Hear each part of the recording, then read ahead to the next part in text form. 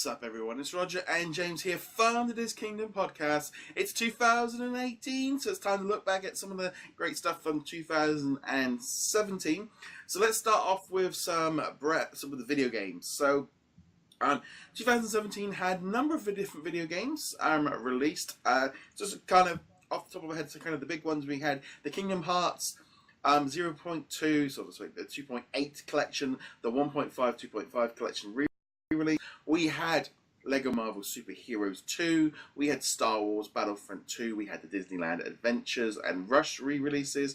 We also had Cars 3 Driven to Win, and we also had Marvel Heroes Omega. And yeah, that kind of was kind of the cool one. We had, I can't think we had anything else kind of sliding in there off the top of my head. Was the Disney Afternoon Collection this year? Yes. Just occurred to me. Yes, the Disney Afternoon Collection.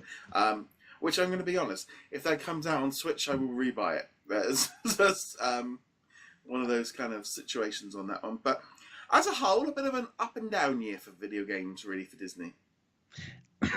Sorry. Yes, it was definitely some major releases, and then some major releases that were marred by controversy, and then some titles that were going to be major releases and then got their plug pulled. Yes.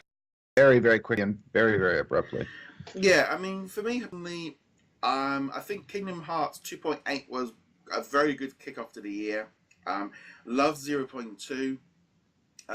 On Dream Drop Distance, I got to like the third boss into the final before I kind of quit and played something else. I think I just got to that point where, and then the 1.5, 2.5 was one of those games that came out. I've sunk about 15 hours into the first game, and 3-4 hours into each other game. But the Switch came out the same week, and I started playing Breath of the Wild. And I kind of got distracted, and I did not. My aim for 2017 was to play every single Kingdom Hearts game and complete them. Well, I've played every single Kingdom Hearts game. I'm not completing them. Yeah, the only one I completed was 0.2, which introduction to Kingdom Hearts. Now, I've watched people play it in the past. I had a girlfriend who loved them, and I watched her play it, but I had never played it myself. And I have to say, Kingdom Hearts 0.2 is not a good introduction to the series, and it's not a good one to talk about if you don't know the series. Like, I have no idea who this Aqua character is. No. People were like, "What? How dare you not be a true Kingdom?" I'm like, "Of course I'm not a true Kingdom Hearts fan. This is my first game that it was really fun though, wasn't it? It was. I said the other day, I was like, for Christmas I got the PlayStation 4 Pro, so I've actually brought up my own PlayStation 4. It's literally sat next to me in the studio now. So my plan is that if I can I want to try and get up and maybe try and do some streaming of Kingdom Hearts over the next couple of months, of just like as a way of forcing me to play through Kingdom Hearts, because I've got a stack of games for Christmas. Like, I mean, Assassin's Creed Origin has been a complete time sink for me the last week since Christmas, and yeah, it's like I need to knuckle down. And we're going to do an episode later in the week where we look at the games coming up in 2018. So it might be a while before we kind of get anything, but I would like to kind of make sure I understand it a little bit more before Kingdom Hearts 3 drops. Yeah, I'm going to start 2018 with something a little simpler, a little shorter, not a 100-hour game. Yeah. But Kingdom Hearts, starting from the beginning, Kingdom Hearts 1, I will start from the beginning of Kingdom Hearts 1, because obviously, like you, I played all of them for review purposes, but didn't complete any of them except for point 2, because that would be way too much. But each collection, or 1.5, 2.5, is like a 200-hour collection just by itself. Yes. There was no way that was going to happen. So but those are my list. So Kingdom Hearts definitely had a good year for being on PlayStation. Like, if they can get that onto the Switch, that could be a cool little thing as well. I'd appreciate that. That would be good. Then we had Lego Marvel Super Heroes 2. That was the main Lego game this year, which very good. The story mode was a lot of fun. There's lots of options. I'll be honest, I played through the main story and I played through a few. the actual running around doing missions after the game finishes, I'm not very good with that with Lego. I have a tendency that once the story mode goes, I don't tend to just like roaming endless, because I know people go off and go back and get all the studs and get all the characters. I'm really not that kind of person with, and I think maybe I had too many games on the go, and once I'd completed it, that was kind of me done. But I enjoyed what I did with it. Yeah, it was a lot of fun. Obviously, we had a lot of praise for it when we reviewed it a couple months ago. Um, I'm in kind of the same position where I don't really do a lot of the open world stuff after. I will find the characters that I am most interested in. Like I was like, all right, Squirrel Girl is over here. I want to unlock Squirrel Girl. Some of the other Quake from Marvel's Agents of S.H.I.E.L.D. is over here. I want to unlock her, and so on. So I pick and choose, but I'm not 100% in the game. Done a couple of the Gwenpool missions. Definitely recommend doing the Gwenpool mission in Egypt. It's a really fun, like Indiana Jones style ride where you're shooting stuff at targets. Blast. And then, of course, there was the Guardians of the Galaxy Volume 2 pack that came out. Yeah, which it was very, very short. It was literally just the opening scene, so I was a bit disappointed with that. But at the same time, it wasn't expensive. You know, this is what we expect from the Lego DLC packs, and we've got like 6 more coming. Yeah, so. yeah. I must admit, I did play that one. I did stream that one just after Christmas. It was one of the things of, okay, it's just a boss battle. It was I wasn't expecting just doing a boss battle and it being the end of it. But as a whole, I mean, there was loads of other Lego releases last year with Lego Dimensions and which kind of came to the end as well. Kind of definitely the end of that one. Flicking over now to Star Wars, we had Star Wars Battlefront 2, which was one of those kind of games really of it got sucked up into a world of negative controversy that I don't know if the game will ever fully recover from. I'll be honest, I was playing it the other morning, streaming it, and I've played it a few nights just before. I was playing it just before Christmas as well, and I was having a lot of fun in the multiplayer modes, and it looked gorgeous. The modes are so much better. There is a campaign. It's not an amazing campaign. It's pretty generic, but it's like that kind of situation. Like if you took away the online aspect from where if you didn't even know about it, it's like this. It was a solid game. It was a perfectly okay game. I was the same way with the story. It was utterly generic. I never felt an emotional connection to the characters until the DLC. You know, the Last Jedi tie-in, which actually had nothing to do with the Last Jedi except for the Dreadnought plans. But I enjoyed the DLC quite a bit. I really want them to expand the arcade mode. I think there's some tweets or some replies on Instagram or one of the social medias that indicate that they are working on expanding the arcade mode, which for me would add another probably 5 to 10 hours of gameplay because I will totally you let me fly an X-Wing against unlimited number of bots, I will have a blast. I will enjoy the heck out of that. Well, they are continuing to update it. They are adding new modes, as new new seasons, new characters, new bits, pieces. They're working on new content. I think this game is. I mean, by the looks of it, it might be like a year or two of content of being supported with, because they want the game to keep selling. Obviously, I think the microtransactions have backfired on them on what was going to work for it, of how they were going to fund it, but whether or not they scale back the plans now that they're going to make the same money, but I don't know. This is a game I think we'll be playing on and off for a while. I don't think we're getting a Star Wars game in 2018, but we'll discuss that later. But yeah, I think as a whole, it's very much like it was marred in controversy, but at the same time, it really did kind of it delivered what I wanted from a Star Wars Battlefront game. Yeah, I mean, for me, multiplayer is not a huge deal. Obviously, most people who get the game, it is a huge deal, so they need to factor that in. But for me, it's not a big deal. The single player ticked the boxes I needed it to tick. Yeah. The arcade mode has the potential to be something I could come back to many, many times in the future. So I'm perfectly content with it. They botched up the DLC really bad, and they deserve to get raked over the coals for that. So flicking over now, we had the only real what I'd call major new Disney console release was Cars 3 Driven to Win. made by the Avalanche team that made Disney Infinity. Very much a solid a sort of a solid cars racing game. Very much a kind of a what some people maybe call as a cheap movie tie-in, which instantly didn't really do it a lot of favors. I think it was a little bit overlooked because it came out like 5 weeks after Mario Kart on the Switch, which just, I mean, I gotta be honest, I really enjoyed Cars 3. I always loved the racing from Disney Infinity.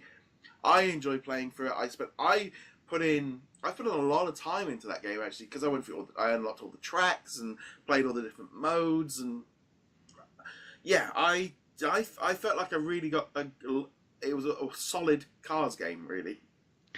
Unfortunately, I can't really speak to Cars 3. I did not play it. I did play, of course, the Disney Infinity Cars mode, or the racing way, which I felt at the time really needed to take it a bit further. I understood why every single character played the exact same, but I wish that there had been differences, which I gather in Cars 3 there are differences. So yeah, it's a solid game. If you are, especially now, it'll be discounted and stuff. It should be good. I'm literally waiting for it to see it. If it drops down to like 15, 20 quid for the Switch, I'll pick up for that device, because it feels like a good game just to be able to just pluck and chuck in and go. But very, very solid game. Really enjoyed that one.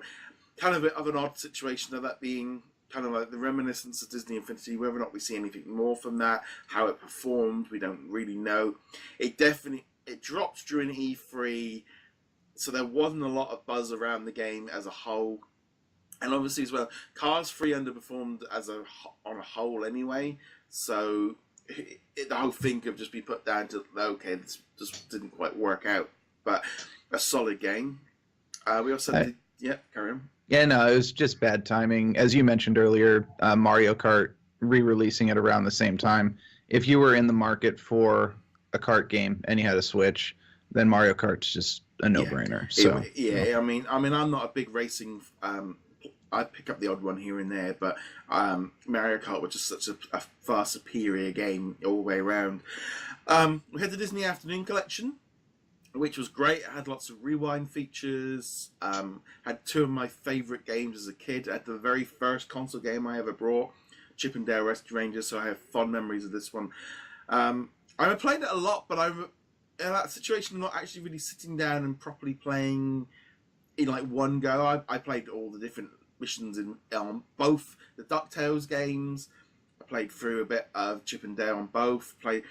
But because I almost that thing of get fed too much on a buffet and didn't really kind of have enough of anything to kind of had enough to go, oh yeah, I liked all of it and I played all of it, but didn't really sort of sit down and go, right, I'm going to complete DuckTales properly, or I'm going to actually complete, because I don't think I ever completed Chip and Dale Rescue Rangers. You know, we didn't complete games back then.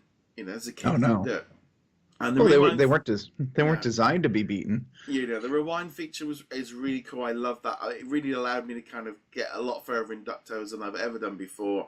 A great game. Like I said, I would love to see this again on the Switch. I think it probably will do, because Capcom are releasing and they released a few other things on there. So that was a good one. I would love to see more from them. I'd love to see like the Aladdin and Lion King and those kind of games have the same kind of thing done to them. So hopefully we might see that. But just trying to think other games. We had Marvel Heroes Omega launched on consoles in like May, and by November it was dead. That was probably one of the worst games how that went down. Because I'm going to be honest, I really enjoyed playing it on the console. I've been waiting for it to hit console for years. Finally did it. Enjoyed putting time into it, playing the characters, going through the story mode, leveling up. I was like, yeah, this is great. You know, there's lots of plans, and then basically it all hit the fan and completely just disintegrated. Just like that. Yeah, it was. I mean, we've talked about it before, but that's definitely. It's that kind of thing of like, you know, we've gone through many different game closures over the years, and that was definitely it definitely felt like one of the messiest ways of going out.